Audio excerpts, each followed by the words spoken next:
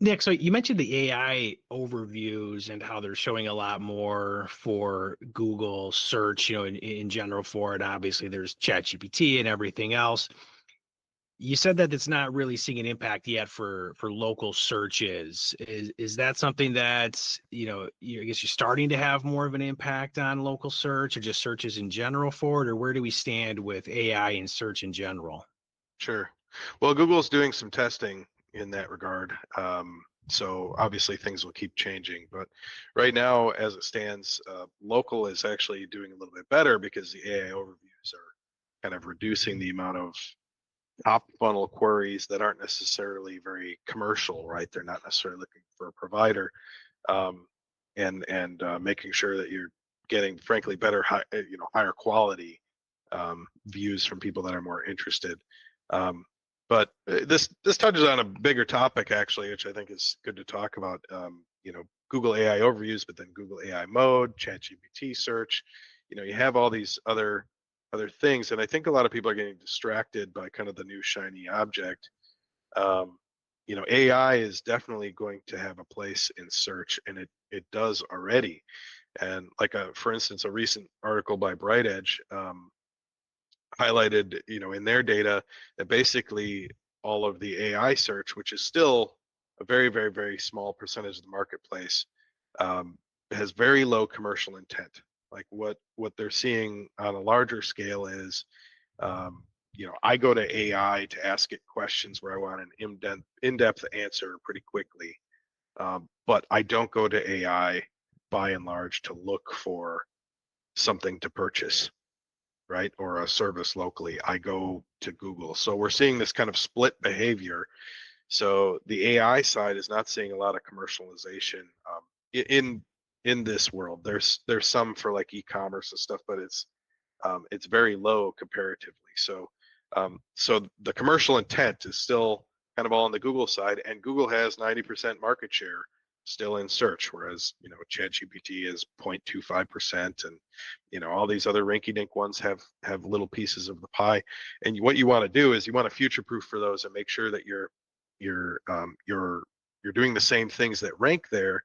However, what is actually going on is that by and large, all of the AI search is just being built on top of the existing SEO architecture. So while there are some little differences here and there, they're so close that you don't really need to pivot your strategy uh, a lot. You just need to pivot it a little bit, especially given that our market, in the space of hearing healthcare, uh, doesn't exist there. They have not moved there. So Google should really still be a focus. And so, I mean, future proofing, like I said, but right now you don't want to spend your money there. It's not going to make any sense. Yeah, I think there's really no denying that there's going to be a major impact with AI eventually across the board. A lot of different, stats and everything are going to show you that AI is going to change a lot, and it goes beyond search. AI is going to be a fundamental shift in a lot of things. But what I find interesting is that, you have people talking about AI and how that's eliminating the need for SEO for Google because AI search is changing everything. People are going to go to AI mode and AI overviews are going to show everything and ChatGPT and all the different things that they can say because they are making a big impact and they will make a big impact. But to say you no longer have to do SEO, I think is almost hilarious to me because how do you think AI is generating answers? Like, what are you actually doing differently for AI mode on Google that you wouldn't do for SEO traditionally, anyways? Are you focusing on reviews? Well, you should have been doing that anyways.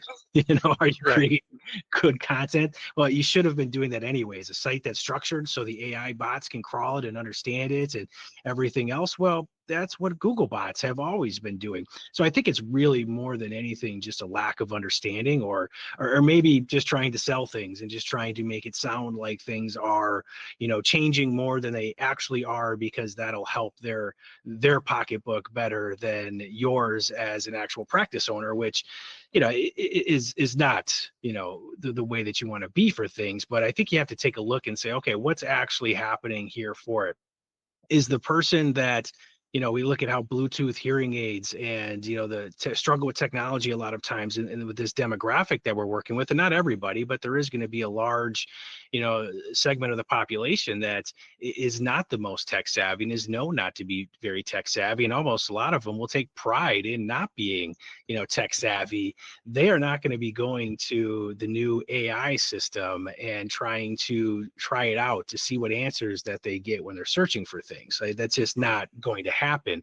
So, we talk about future proofing because AI is going to be a part of everything, but it's really sticking to what's working now too. And if you keep chasing this shiny object and trying to find the new things, well, your market isn't trying to find the new things. Your market is sticking to what they know and doing. And Yeah. as a marketer and a practice owner, you need to make sure that you're being found where people are searching that are in your actual target market, and not being confused by, scary stats that bring in major publishers. Like the New York Times is definitely being impacted by AI, and, publishers across the board are. But to try to categorize them with a local hearing care practice, I think is, just a very strong leap in an incorrect direction.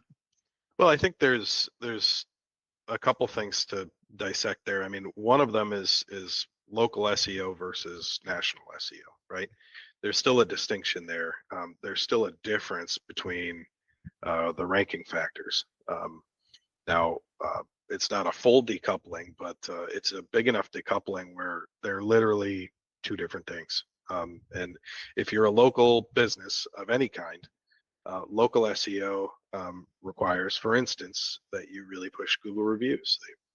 Google reviews are a ranking factor.